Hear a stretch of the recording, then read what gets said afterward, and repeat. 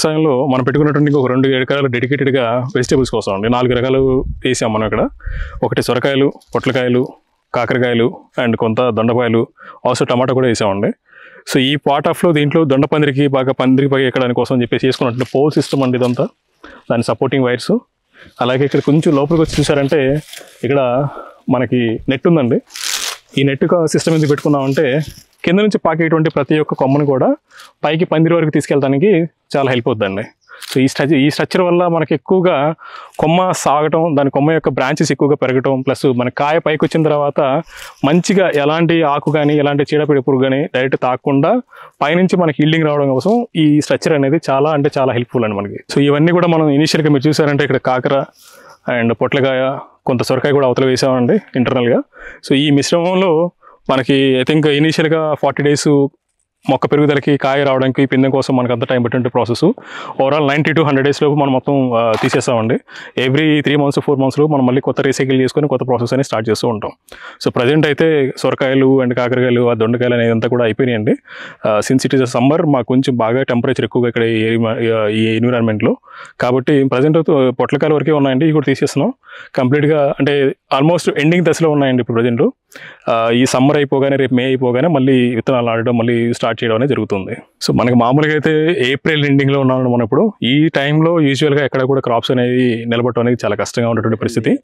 ఇప్పటికి కూడా మనకి ఈ కాకర కావచ్చు, లేకుంటే పొట్లకాయ, లేకుంటే సగరకాయ, ఇవన్నీ కూడా ఇప్పటికీ ఈ దశలో కూడా మనకు రావడం కారణం ఏంటంటే మనం ఇస్తున్నటువంటి ఎరువులు ఏవైతే మన ఘనామృతం అనుకుంటున్నామో, ఏవైతే మన జీవామృతం అనుకుంటున్నామో, ఈ ప్రాసెస్ ఆఫ్ ఏదైతే బీయింగ్ మనకు అగ్రికల్చర్ రిలేటెడ్గా ఎలాంటి కెమికల్స్ తక్కువగా వాడి ఎక్కువగా మనకు ఉన్నటువంటి మన గోమూత్రం కానీ ఇలాంటి ప్రాసెస్ ఎక్కువగా వాడటం వల్ల మనకి ఇప్పటికీ స్టిల్ ఈ ప్రాసెస్ అనేది ఇప్పటికీ మనకి కాయ దొరకడం అనేది జరుగుతుంది. సో ఇప్పుడు మనకి ఇంకొక ముఖ్యమైనటువంటి విషయం ఏంటంటే ఈ మల్చింగ్ షీట్స్ మీరు ఇక్కడ ఏదైతే చూసారో దానివల్ల మనకి మేము బేసిక్లీ ఇక్కడ ఎక్కువగా కలుపు కానీ రెగ్యులర్గా డ్రిప్పింగ్ ఇచ్చేటువంటి సిస్టమ్ కాబట్టి ఎక్కువ కలుపు రావడానికి అవకాశం ఉంటుంది మా దగ్గర.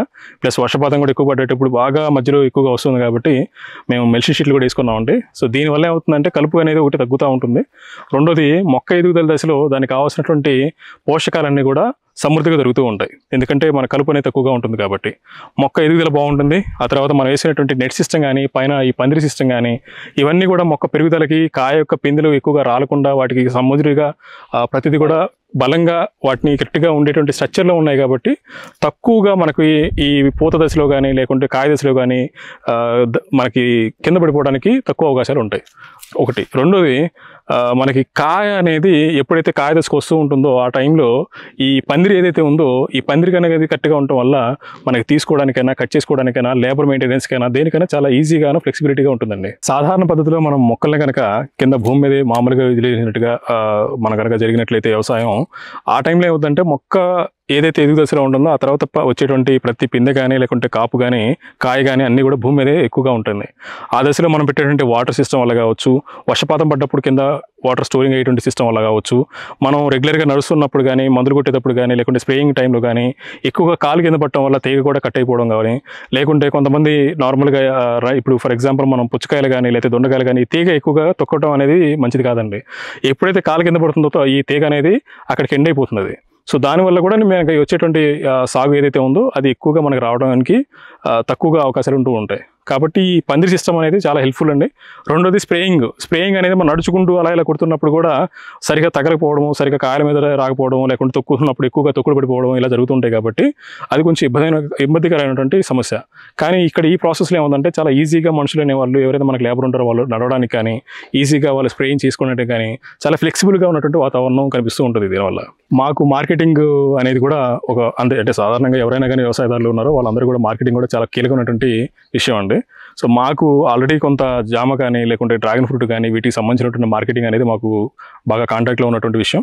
సో మేము ఇక్కడ లోకల్లో ఎవరైతే ఉన్నారో ఈ సరౌండింగ్లో ఉన్న మార్కెట్కి సంబంధించినటువంటి వాళ్ళు ఇక్కడ మాకు దగ్గరలో పిడుగురాల కానీ, నల్గొండ కానీ, మిర్యాలగూడ కానీ, చిలకలూరుపేట కానీ ఈ సరౌండింగ్లో ఉన్నటువంటి ఎవరైతే డీలర్స్ ఉన్నారో వాళ్ళు డైరెక్ట్గా మాకే కాంటాక్ట్ చేయడము, వాళ్ళ లోకల్ వెహికల్స్ తీసుకొని వాళ్ళు ఇక్కడికి రావడము, ఆ తర్వాత వాళ్ళకి కావాల్సిన ముందు ఆర్డర్ ఇస్తూ ఉంటారు. మేము దాని తగ్గట్టుగా ఆ రోజు లేబర్ని తీసుకొని 1 గంట కానీ 2 గంటలు కానీ సమ్ ఎక్స్ అమౌంట్ అనేది వాళ్ళకి కావాల్సినటువంటి రిక్వైర్మెంట్ ఇచ్చినప్పుడు మనకు ఆ ఆర్డర్ తగ్గట్టుగా మనం కోపించి మన లేబర్ చేత మనం అక్కడ ఇప్పించడం అనేది జరుగుతూ ఉంటుంది. సో మాకు మార్కెటింగ్ కూడా చాలా ఫ్లెక్సిబుల్గా ఉన్నటువంటి వాతావరణం ఇక్కడ. మీ పేరెంట్స్ చేస్తున్న వ్యవసాయానికి, మీ తాతయ్య గారు, మీ నాన్నగారు చేసే వ్యవసాయానికి, మీరు ఇచ్చిన వ్యవసాయానికి పరంగా వచ్చినాయి, మీరు ఆర్థికంగా ఎవరు లాభాలు గడిచారు? ఒక్క విషయం నాకు చాలా ఇంట్రెస్టింగ్ అనిపించే విషయం ఏంటంటే, ఇవాళ మనిషి ఇప్పుడు నా వయసు వచ్చరికి 32 ఏళ్ళండి. నా వయసులో నేను ఇప్పుడు ఎలా ఉన్నానో ఇప్పుడు ఉన్నటువంటి 2025 సంవత్సరంలో ఇదే మనం కనుక ఒక 30 సంవత్సరాలు 40 సంవత్సరాలు ఎక్కువ వెళ్ళినట్లయితే ఆ రోజుల్లో తిన్నటువంటి మనుషులు కానీ ఆ రోజుల్లో ఉన్నటువంటి ఆహారం కానీ చాలా విలువైనది, బలమైనది. దానివల్ల జనాలు కూడా చాలా స్ట్రాంగ్గా ఉండేవాళ్ళు.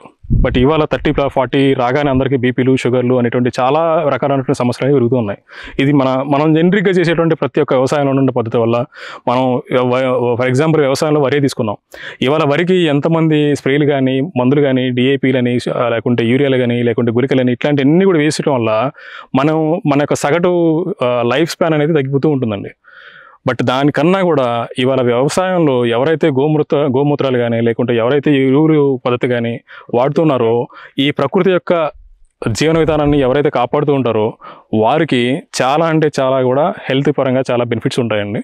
సో మేము కమర్షియల్గా మాట్లాడుకున్నట్లయితే ఎండ్ ఆఫ్ ద డే ఎవరు చేసినా కానీ వ్యవసాయం మీరు చేసినా నేను చేసినా ఎవరైనా కానీ ₹1 సంపాదించడం కోసమేనండి. ఏదో నేను మొత్తం ప్రకృతి వ్యవసాయం చేస్తున్నాను, నాకు ఎలాంటి కమర్షియల్ లేదు, నేను సోషల్ సర్వీస్ చేస్తున్నాను కాదు. కాకుండా నేను చేసేటువంటి పద్ధతిలో ఇప్పుడు మా తాత వాళ్ళు కానీ మా ఫాదర్ కానీ వాళ్ళు చేసినటువంటి విషయంలో కానీ ఆ రోజుల్లో ఏ ఎరువుల కంపెనీలు తక్కువగా ఉన్నాయి. అలాగే ఈ కెమికల్స్ కానీ ఇలాంటి బయో ఫ్యాక్టరీస్ కానీ ఇట్లాంటి విషయాలు తక్కువగా చాలా వాడేవాళ్ళు అప్పట్లో.